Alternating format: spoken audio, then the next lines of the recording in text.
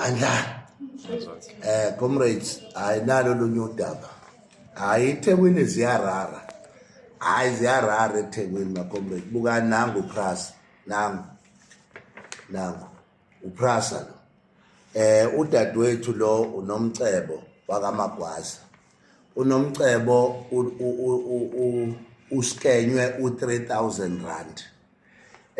Kuthiwa utholelwe umsebenzi. Kuthiwa wakhokha u2 ubani 3600 sisiyonke. Oh, 3600.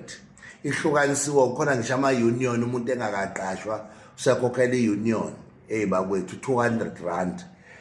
Bese kuba yicathulo zekampani 600, kube i-uniform 2800.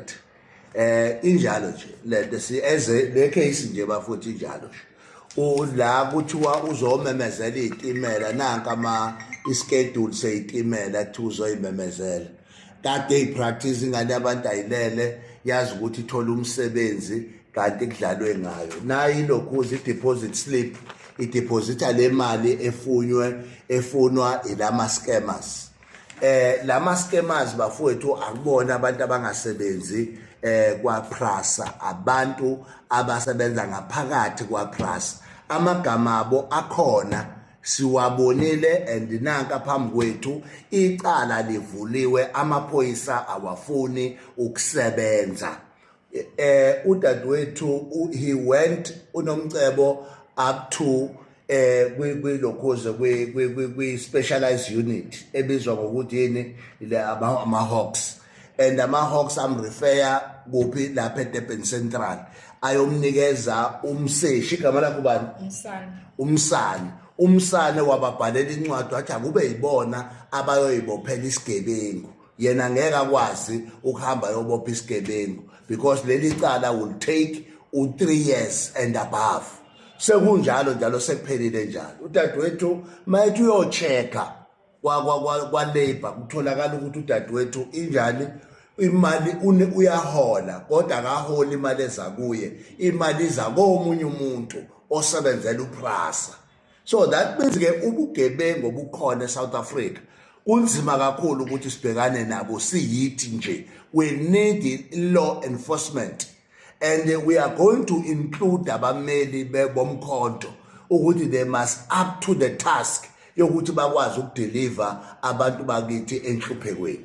So now is the time where wonke umuntu omenzi wobubi eThekwini sinesikhathi esiningi bonke inqwaba abantu njengamanje abangakaveli njengodadewethu abazipoki abaholelwa kwi-system kodwa abantu bebengayitholi imali. And udadewethu manje bamdisadvantage kwinto ka350 futhi kusho ukuthi nayo leyo ukuthi angathiwa unengane kufanele ayikhokhele i-grant ngeke azakwazi ukuyithola because khona umuntu odla imali yakhe njalo. Even now as we speak usahola lo muntu ngegama lakhe usisi ufike walahlekelwa u3600 now kodwa futhi kusekhona umuntu ohola egameni lakhe.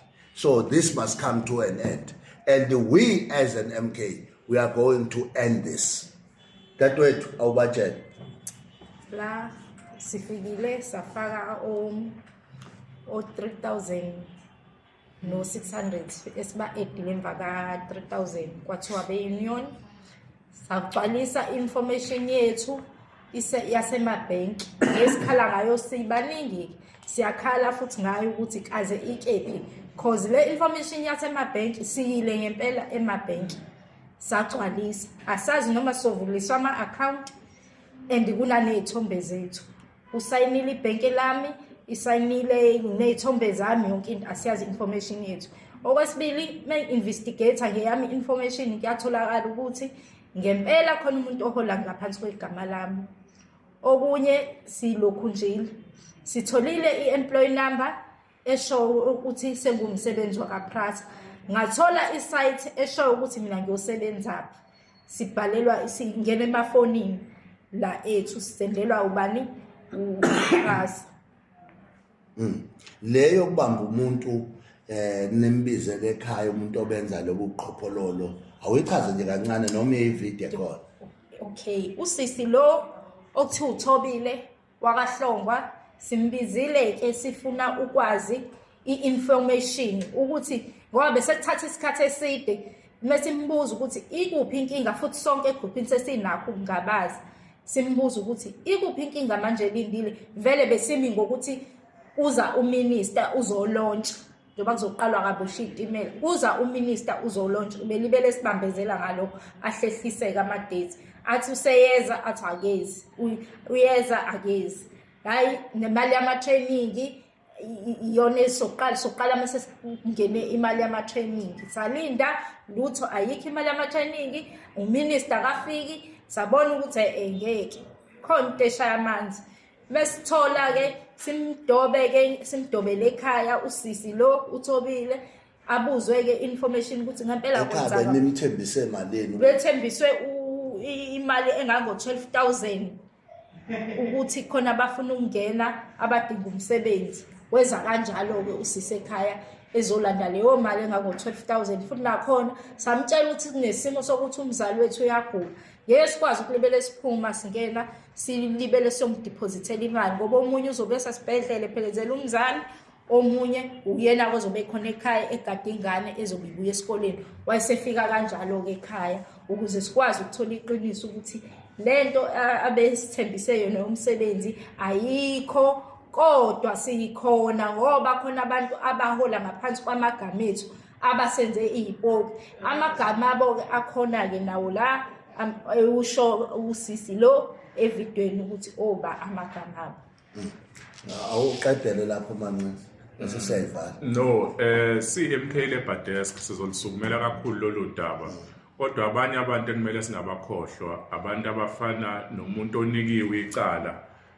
umseshi umsani onikiwe icase wanikwa yonke into angafuni ukwenza umsebenzi wakhe kodwa lo muntu uyahola ngenyanga uyathola wonke ama-benefits ahulumeni eziphoyisa and watrainwa lo muntu ukuthi iphoyisa enjani elithi ngelikwazi kuyobopha isigebengu umuntu obikile kuba uyena oyoyibophela isigebengu uthi akwenzeke njani ngomuntu olandela umthetho eSouth Africa but abantu kufanele benza kangcono amaphoyisa engenzi kangcono CMK leBadesk sizolisukumela leli lokhuze sohamba sesifike nakuyena uminister uma ukuthi kanjani sizofuna ukukhuluma nomphathi wakhe umsani lo sikhulume nomphathi steshi soze sifike shona ku-MEC zonke inhlaka sizoyilandela but ekugcineni sizofisa ukuthi usisi asizakale nalobugebengu lobuphele lapha kaPrasa ngoba baningi abantu abasazogileka kulento masiyela CMK-ke desk CMK leBadesk sizoyisukumela kakhulu lento ungeke ngakanani usisi uzoba nathi siyabonga kakhulu amandla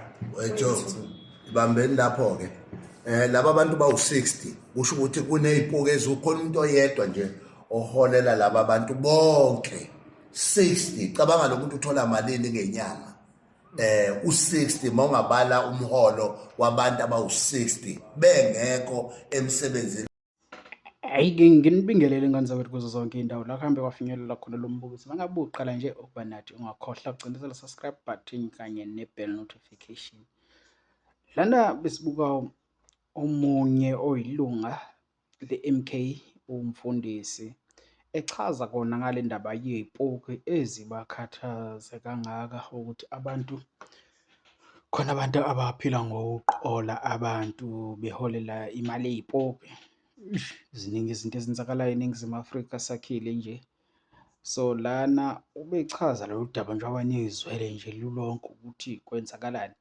kepha mina nawe asike sihlangane comment section sike sizwe nje ukuthi ukhona yini okwaziyo ngodaba olukanje khona into ekanje eyenzeka ukuthi umuntu ukwazi ukuthi uyasebenza konke cha yena uzihlalele nje ekhaya kodwa le amabhuku amveza njengomuntu osebenzayo ngabe khona iqanda le wakwazi izwe njalo uveze nje nombono wakho ngezinto ezenzakalayo la eNingizimu Afrika ukuthi ubona kunjani naloko okwenziwa abe-MK ukuthi bahambe besiza abantu ngalendlela abenza ngayo bilwa nobugebengu ngabe ubona kufanele yini obheke nje uvo lwakho ubese uyashare ulike usubscribe ucomment thina somane sikulethela nje indaba ezahlukahlukene njengobunjalo bazo wenzela ungezwe ukuthi sithe asike sihlangane comment section danke siyabonga